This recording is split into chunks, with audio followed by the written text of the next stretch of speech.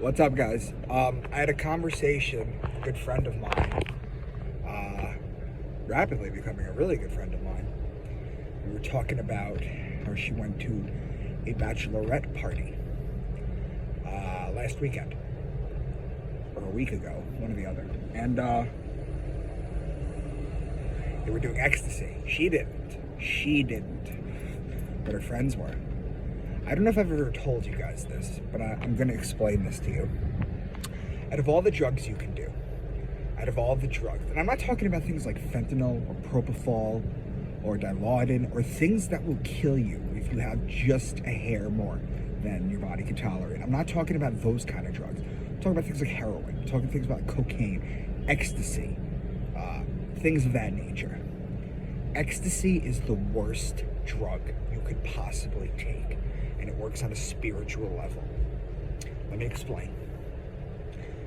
A lot of people do pure MDMA or pure ecstasy, right? Supposedly it's euphoric. You're not supposed to have sex on it because sex won't be as good when you're off it. There's a whole bunch of stuff with ecstasy. But don't ever do ecstasy. If there's one drug I could tell you guys never to do, I would tell you to do cocaine over ecstasy, and I'll tell you why. There's a centripetal cell in your body. It's in your heart. It's in the midpoint of your whole body.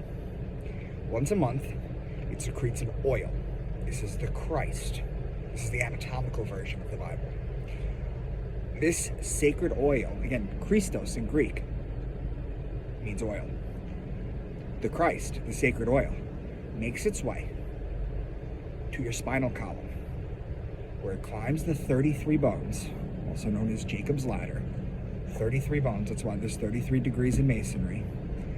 This is why Jesus dies at 33, because the 33rd bone is at the base of the skull. He dies in the place called Golgotha, which is the place of the skull. Well, that's the bone at the base of your brain, right at your pineal gland. What happens when this oil hits your pineal gland is, if it's clean, your pineal gland, you have a piezoelectric effect and downloads become much more clear. You get to go see God. You can refer to Ezekiel 30:30, where he gets to go see God. You can refer to Moses in the burning bush, where he sees God. You can refer to all these things they talk about it. They go into this in The Mushroom and the Cross, the book, if you've ever read it. I think it was John Allegro. It's a good book. You should get it. Why is ecstasy so bad? Well, here's the thing. When this Christ, this sacred oil, hits your spinal column, it travels up your central nervous system in the cerebrospinal fluid.